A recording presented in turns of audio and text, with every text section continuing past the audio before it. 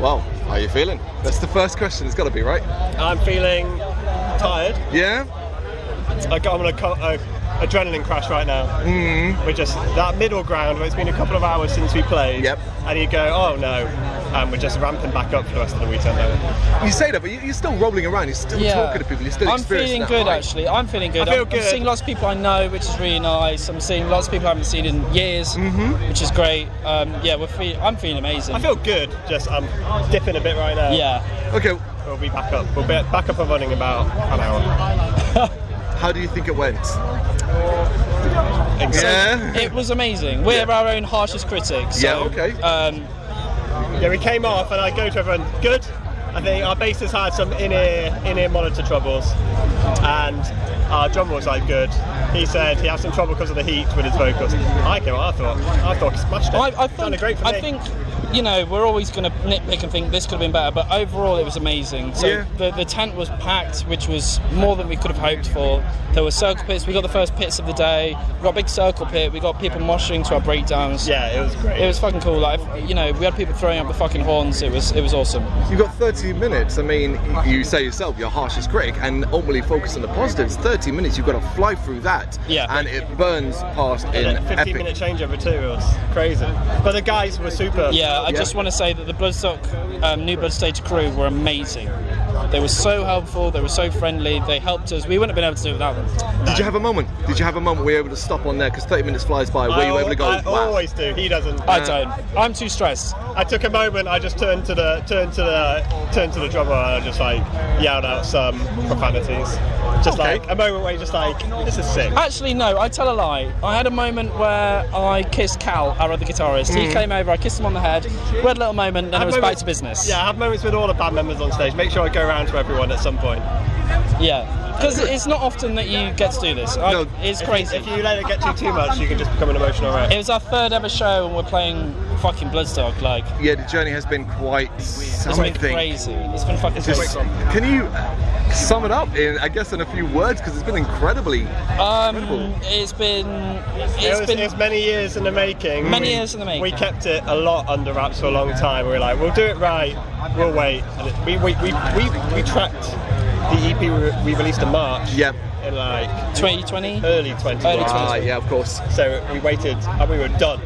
Yeah. And we waited. We've been selling it for a long time. And then we wanted everything to be back to normal before we released. So we were getting together once we were allowed to in the practice room. So by the time we did our first gig, we were quite a well-oiled machine. That being said, it's still we still have to pinch ourselves every now and then. The fact that we've got everything so quickly, which we're confident when we go on, but it's also the 3 gigs we've done have all been so good and big.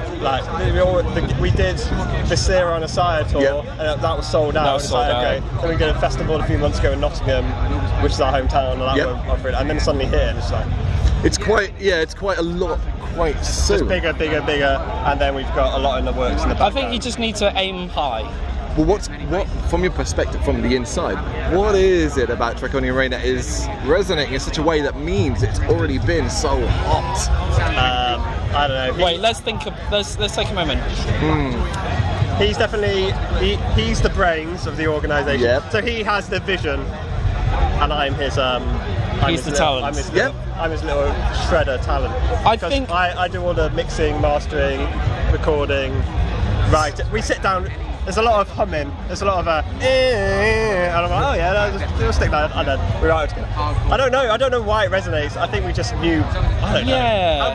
How do you answer? I just don't think there are too many bands in the UK that are doing the exact thing we're doing. Yeah. And I think people seem to like it, which is cool. I think we're doing what there's a few hype bands. It's crazy because we actually finished writing this EP before these hype bands. And it's damn it, we could have been on that train. Yeah. So we finished writing the EP long before then. But I think we take influence from, especially for Bloodstock, we take influence on your theatrical big bands like Dimmu and Behemoth. Okay, But we're also we'll throw in the Out as Murder breakdowns. So we are we are a deathcore band, but we think bigger than, okay, let's write a deathcore song. So, like, you know, when James writes leads, they're very influenced by, you know, a lot of classical guitar and Black Dahlia Murder and Metallica and you know. And I think it's all the influence we have, and I think, you know, we try and be really theatrical and tell a story, and people want to be entertained. Yep. And people want to see some people try and sell them something. You know? I'm not sure why people like it. To be fair, it's a shock to it. Like, we didn't expect it to be this crazy. So I think it's what we always wanted, but it's just happening. It's what we kind of like thought people would like it, but it's like, and then people do like it. It's like, oh shit, okay, we're doing something. It feels very much like you're doing that rock metal band thing, which is you're being humble. You're being far too humble. Speak up and crow about how amazing work you've been doing. We're really good at writing riffs, and we're really good at writing orchestras. I think what we do is we are very influenced by a lot of other stuff, and then when that comes in, even though we're not, the EP we just released isn't the most fresh thing ever. Of course. I think people, it's a bit different, a little bit. 2 years old, and we didn't have a band. It was me and just us two. Yeah. I mean, and we were writing, and then we got the guys in, and then we're like, oh shit. So we're writing a new EP. Yeah, I was about to ask you about the future. So we've written a new EP, I say. We're tracking it right now, and it's the same sound but elevated. It's much bigger, it's much faster, it's much more epic, it's much more sad. We knew, like, we think the orchestra is a big part, so we made sure, before we didn't make space for orchestra. Right. So now we make space for orchestra, choirs, big space, like proper, like, gaps. So you've learned scores. quite a bit already, We yeah. want to score, and then we've got the bits scores. where we just go straight. You know, when you're watching a film, the score makes such a fucking difference. It gives you the mood. You know, if you're watching a scene, the score is what tells you what to feel. Guys, horror is our name. The opening of the thing. We all know that beat. So there you go. We understand the importance of scores completely. So we're very influenced by scores. And I'm the horror guy, and he's the epic. I'm the fantasy guy. Yeah. So yeah. Fantasy. Which direction are we heading? Are we talking Harry Potter? Are we talking Lord of the Rings? Are we talking a bit Lord more? of the Rings, baby. Yeah. Okay. All right. Harry Potter. You never know. Dark Souls, Bloodborne, all that dark fantasy. Dark fantasy. Yeah, and I'm a bit of a reader as well, so I read fantasy novels as well. Okay. So yeah, the John Gwynne is a great. If you're a reader, John Gwynne. I know the name. Writes great fantasy. We could go off on a tangent now, because now I just want to be like, alright, cool, let's talk about Terry Pratchett. You know Terry Pratchett, Discworld? I do, but you know what? I never got into Terry Pratchett. So my dad's a big reader, and I'm sort of influenced by the fantasy that he reads. So I never really got into Terry Pratchett, but it's more like the swords and. Yeah, the swords and wizards. Like swords and sorcery. Yeah, swords and sorcery. That's why we'll be out there in the Borgia watching them. You know? Well, yeah, I hope. I think we're very influenced by that side of like the theatrical side of things. But you know, we love emo music, which probably not a lot of bands will say, but like.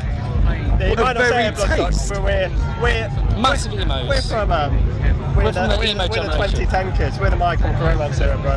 Yeah. So like, start aging people, right? The pianos. We love the piano. Yeah, or the sadness that it makes you feel. So like the next EP we're writing is so much quote unquote sadder. You know, we want you to feel. Yeah, something. We thought about when we were, you know, transitions between riffs. It's not just, oh yeah, blast beat, breakdown, blast beat, breakdown. It's just like... And we do love that shit. We fucking love it. How can we make it, someone go feel something as it happens? When might we see the EP? Early next year. Early next year, yeah? We're shooting a video, like, with our boy Loki. In October. Some over here. But so it's going to be ready, but I think we're going to be sitting on it for a little bit. It won't be as long as the pandemic. Gentlemen, thank you so much for taking the time to do this. Oh, thank you so much.